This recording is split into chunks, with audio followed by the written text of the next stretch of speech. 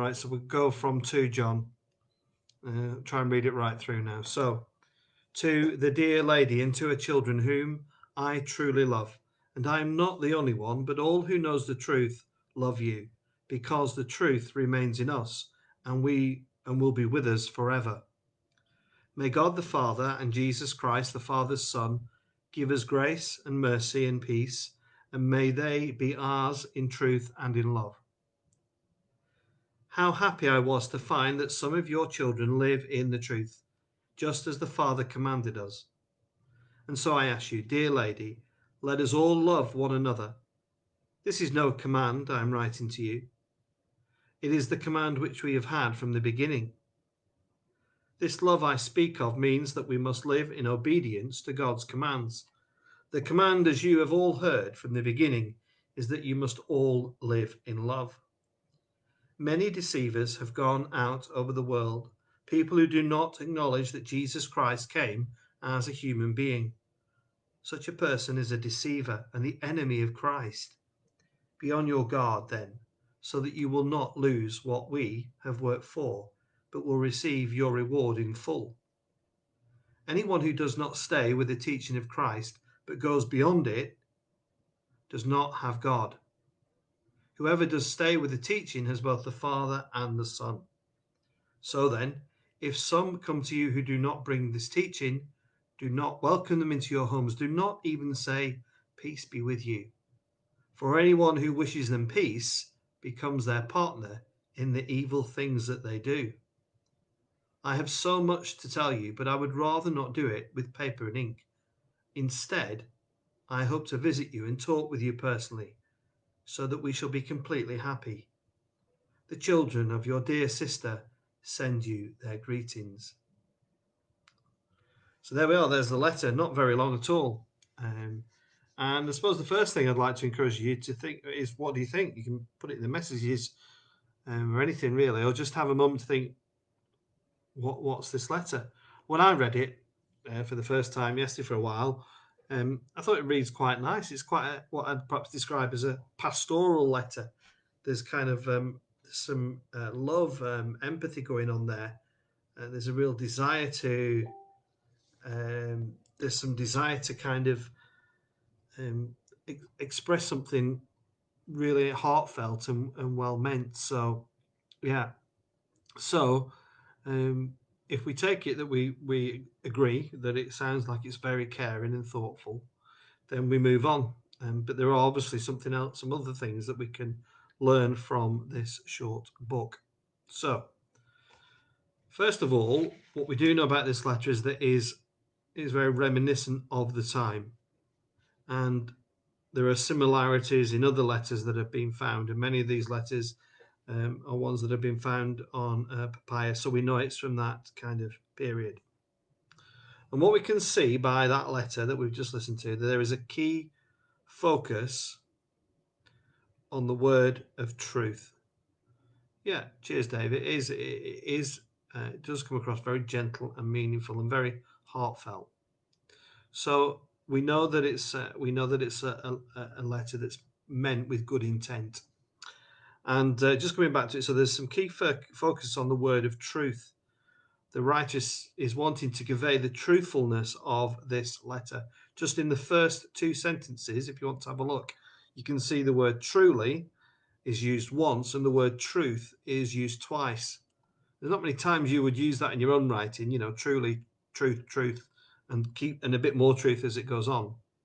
But this is another characteristic of things that we find in John's Gospel, truthful speaking. What is also worth noting in this letter that it's not to dear John or dear Bill or dear Jane. It's actually addressed to the dear lady and her children. Now, for a bonus point, who do you think that the dear lady and her children are?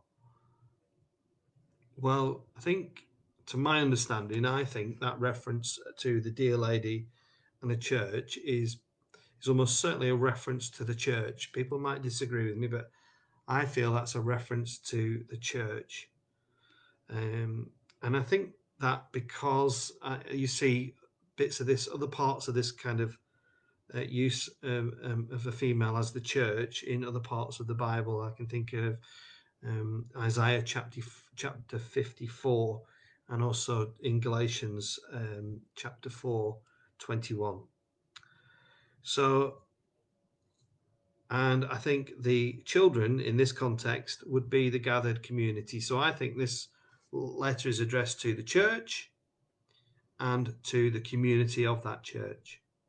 Now, some theologians might argue with me, and they might say that this language is simply being used to kind of be in kind of underground. So the author of the letter would avoid persecution, and kind of a cryptic way to avoid any potential confrontation. And the letter, it continues in this sense of joy, I think. The author is content that people are living in the light or in the truth of Christ, just as God intended. So he's delighted that people are living as Christians, they're living how God wanted them to be. He's delighted that people are following the commandments given to them by God the Father. Okay, hopefully this is all making sense at the moment. So, as we go through the letter,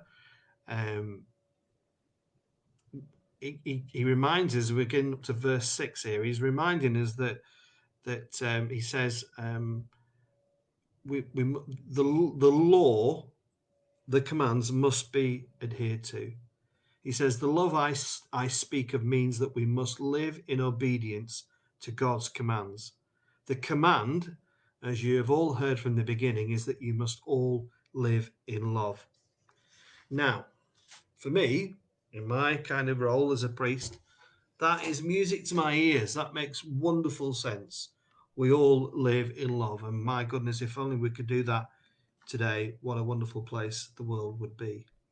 But what follows after this, the tone of the letter, I think, changes somewhat. And so what follows is a warning of the consequences if we don't do that. If we don't live in love, if we don't follow the truth, if we don't adhere to God's commands, we are all screwed. Forgive me for my language. But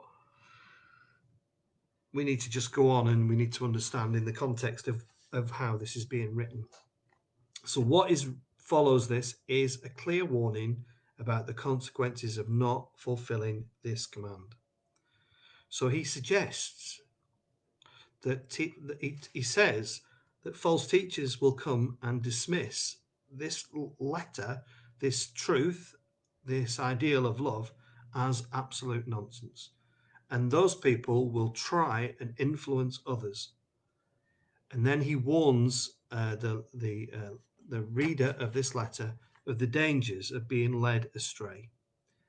And if they are to be led astray, they will also be led away from Christ. So to turn away from the truth turns you in kind of a downward trajectory away from Jesus.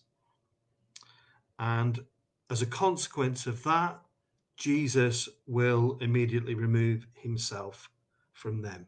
So that's what the letter says. Not what I'm saying. I have to say, this is not what I'm saying. But the letter is saying in this example that if you turn away from Jesus, there's only one way you're going to go, and that's downhill.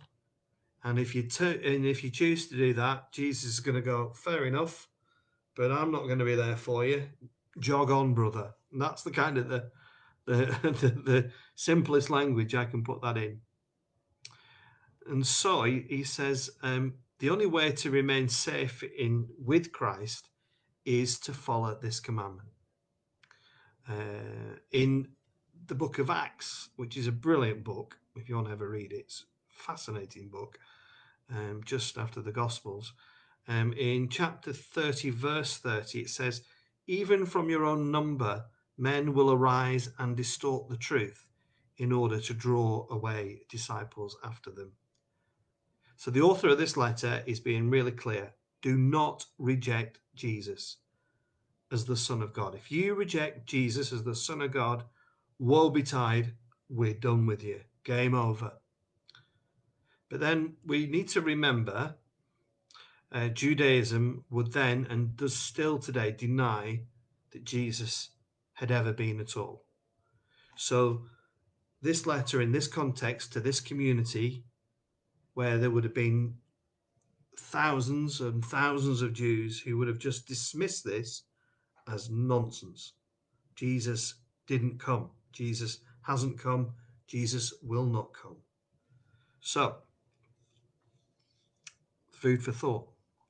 So the author is reminding its audience that if you deny this command, this truth, if you deny it, not only will Jesus turn away from you, and not only will you be down on a downward trajectory, but then you become what would be described as the Antichrist. It makes me think of the old Sex Pistols song, Anarchy in the UK. But this author is saying, do all that, and effectively you are an Antichrist. And there are Christians today who would and do support this idea, and that's their prerogative, that's their choice, that this teaching is literal. This is what it is. You either follow, you're either on board or you're not. And if you're not, well, you need to be. So I'm just stating a pretty straightforward position there. So if you deny Jesus, you are the Antichrist. If you've just joined, that is not me saying that. We're just going through the book here. If you deny Jesus, then you are the Antichrist. And studying the Antichrist is certainly not for now. That's for a whole other topic. But it just shows you the demonstration and the powerful intent of this letter, I think. What starts off as a really lovely letter, as a punch tougher than Mike Tyson or Tyson Fury. It's there. You're going to break the rules. You're not going to follow the commandments. You're going downhill. Christ is going to dump you, and you are now the Antichrist.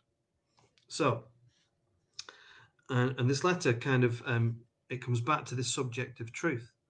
The author of this letter is not going to let go of the matter of truth anytime soon, my friends, because for many Christians to abide in truth means to remain true to the doctrines of the Christian faith. So if this is the truth, this is the truth. There's no alternative.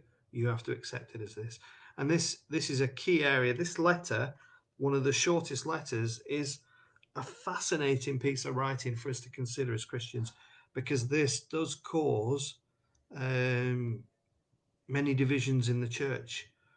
This makes this causes divisions about female priests, about same-sex relationships, about people who take the Bible as literal, the people who take it as less literal, who take it as stories or accounts rather than truths and real events.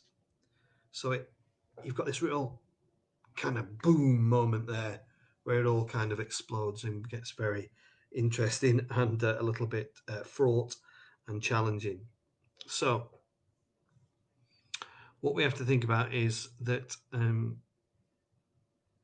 if the church and the bigger picture here is if the church of which all Christians are part of, if the church diverts from that, well then the church is then being placed in great danger.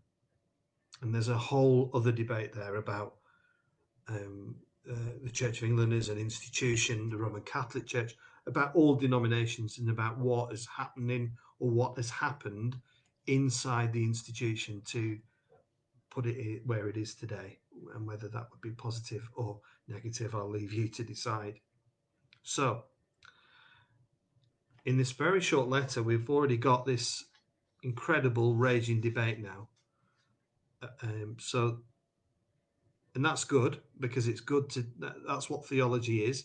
That's one of the wonderful things about theology. That's why, although I'm not an academic, I love theology, because I love debate and I love listening to people who can give one side of the argument, and then you can listen to somebody who gives another side of the argument, and you've got this fascinating kind of tension, and if it's done in the right spirit, it's beautiful because Christians will go, great, having a chat, see you in the morning, kind of thing.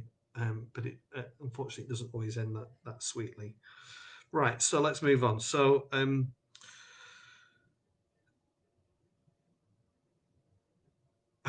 just want to touch briefly on the idea of Satan. I don't want to get into the theology of hell and Satanism, but if there are Christians now, and there certainly was in this letter saying, well, if you're gonna go against the truth, and if you're gonna disagree, and you're not going to follow the commandment, then let's just be honest that what you're doing is an act of Satan. What you are doing is satanic, and there's no place for it in the church. Now, that's one aspect. There are Christians who would even deny the existence of Satan. So, the whole beauty of theology, as I've just said, is everything's up for grabs. The discussion and debate is incredible. Okay, so some Christians would suggest that this letter is extremely important because it encourages to keep looking at ourselves and evaluate where we're up to, and to do something about it if we feel we might be falling away. So somebody like myself, who does not take everything literal in the Bible, shoot me now, but just has kind of an open mind to things. That's probably a lot of that is probably about my infancy as a Christian. I got to remember I'm a guy that came to church when he was 40, so 10 years. I didn't have that as a kid, so I didn't have any of that kind of doctrine kind of drilled into me or anything. I was just kind of everything I've got is what I've chosen to absorb myself rather than being imposed upon me. So, so this letter for me would be great because it reminds me about the truth of love and being kind and doing the right thing by Jesus. But of course, it gets uncomfortable for me when it talks about Satan and going against the faith, and people would certainly challenge me on that, and that's absolutely fine. But it does kind of prod us, whatever way this letter prods us. So if we just move on to look at verse 9 in the letter, the author's given us a clear warning about the consequences. He's telling us what's going to happen. So if we are not going to stand by those rules and those truths and those boundaries by God, then God's suggesting we're moving further and further away. And the author is saying that we should never move further away, but we should actually be moving closer. So you're just getting it all wrong, basically. If you're going to move away from this instruction, you're getting it all wrong. So again, this causes conflict. People in the Christian church will argue that it's that this writing is of its time, and that it's a truth that must be adhered to. And some theologians just would not accept that. The New Testament for many people is a spiritual and truthful guideline, not of its time, but for all time. So, and that's a reasonable position to be if that's where you are. Everything in the Bible is for today, whilst for others, myself included, that it's a great tool. It's essential to our Christian life. It's important, but I certainly would not feel that it's for all time. Would probably be the best way. So, and as we get towards the end of this letter, the message continues to have this hardline message. So it's a game of two halves, basically. Christian fellowship, it says, should not be. So if somebody starts basically knocking on your door and starts saying this is all nonsense, what the letter's saying is, well, you shouldn't actually welcome them in. They're not welcome. They're dangerous.